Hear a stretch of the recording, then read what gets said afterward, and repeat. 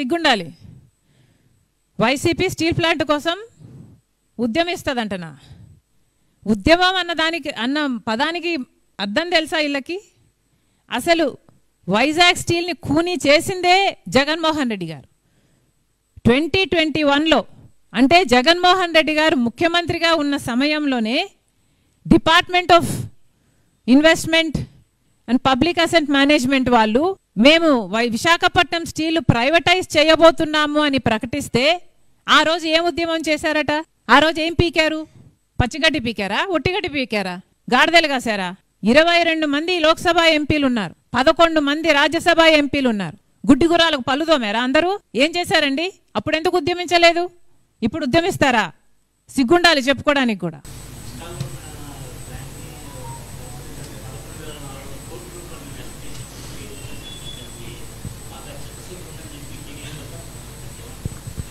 నిజంగానే చిత్తశుద్ధి ఉంటే ఏ ఒక్కరైనా, ఈరోజు ముగ్గురున్నారు విశాఖపట్నంలో, చంద్రబాబు గారైనా, పవన్ కళ్యాణ్ గారైనా, లోకేష్ గారైనా ఒక్కరైనా విశాఖపట్నం స్టీల్కి వెళ్తారేమో చూద్దాం, అక్కడ భరోసా ఇస్తారేమో చూద్దాం. 11,000 కోట్లు మేము తెప్పించాము అంటున్నారే మీరు.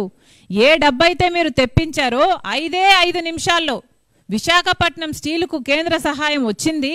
వచ్చిన 5 నిమిషాలలో మొత్తం ఎంత డబ్బైతే ఇచ్చారో 8,000 కోట్లు, లేక తర్వాత కూడా రిలీజ్ చేశారో 11,000 కోట్లేమో మొత్తం 5 నిమిషాలలో ఏ అప్పులు కట్టాలనో ఇంకొక కేంద్ర డిపార్ట్మెంట్కు వెళ్ళిపోయింది. ఒక్క రూపాయి కూడా విశాఖపట్నం స్టీల్ కోసం కానీ, అభివృద్ధి కోసం కానీ, రా మెటీరియల్ కోసం కానీ, అక్కడ ఎంప్లాయీ వెల్ఫేర్ కోసం కానీ వాడింది లేదు. అంటే ఒక చేత్తో ఇచ్చారు, ఎడం చేత్తో ఇచ్చారు, కుడి చేత్తో ఇంకోటి తీసేసుకున్నారు. అది సహాయం అవుతుందా? భ్రమ పెట్టడం అవుతుంది. మళ్ళీ చెప్తున్నా, మీకు నిజంగానే చిత్తశుద్ధి ఉంటే ఇన్ని మాటలు చెప్పారు చంద్రబాబు గారైనా, పవన్ కళ్యాణ్ గారైనా, ఇవి మాటలు మాత్రమే కాదు అని నిరూపించుకోండి. ఇవి సినిమా డైలాగులు కాదు అని నిరూపించుకోండి. ఒక్కరైనా విశాఖపట్నం స్టీల్కు వెళ్ళండి. కార్మికులతో సహా, ప్రతిపక్షాలతో సహా ఆంధ్ర రాష్ట్ర ప్రజలకు భరోసానివ్వండి. అప్పుడు మీకు చిత్తశుద్ధి ఉంది అని నమ్ముతారు జనాలు.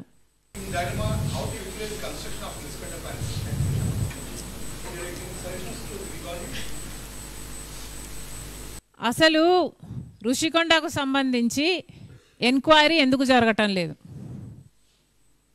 ఋషికొండ ఎన్నో తరాల నుంచి నిలబడ్డ కొండ, అలాంటిది మొత్తానికే గొరిగేస్తే ఇప్పటి వరకు ఒక్క ఎంక్వైరీ కూడా లేదు. ఎందుకని?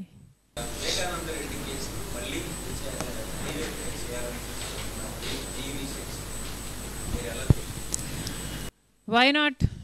ఇంతవరకు అయితే న్యాయం జరగలేదు. ఇంతవరకు అయితే సునీతారెడ్డి గారికి న్యాయం జరగలేదు. ఇప్పటి వరకు ఎలా పోరాటం చేసిందో ఇప్పుడు కూడా అదే పోరాటమే చేస్తుంది కదా. తను పోరాటం చేయటంలో తప్పు లేదు కదా. ఇంతవరకు న్యాయం జరగలేదు అంటే ఎందుకు జరగలేదు? ఎందుకంటే బీజేపీ పార్టీ ఇన్కమ్ ట్యాక్స్ అయినా సరే, ఈడీ అయినా సరే, సిబిఐ అయినా సరే, ఆఖరికి ఎలక్షన్ కమిషన్ అయినా సరే, అన్ని సంస్థల్ని వాళ్ళు గుప్పెట్లో పెట్టుకున్నారు. వాళ్ళకి ఇష్టం వచ్చినట్లు ఆటలు ఆడిస్తున్నారు. జగన్మోహన్ రెడ్డి గారు మోడీ గారికి దత్తపుత్రుడు కాబట్టి జగన్మోహన్ రెడ్డి గారికి, అవినాష్ రెడ్డి గారికి కాపు కాస్తుంది బీజేపీ పార్టీ. అవును, సిబిఐ ఎంక్వైరీ సరిగ్గా చేయటం లేదు అని సునీతారెడ్డి అంటుంటే దాంట్లో తప్పేమైనా అంటుందా? నిజంగానే సిబిఐ అనుకుంటే ఈ పార్టీకి పాత్రదారులు, సూత్రధారులు అందరినీ బయట పెట్టాల్సిన అవసరం ఉంది కదా.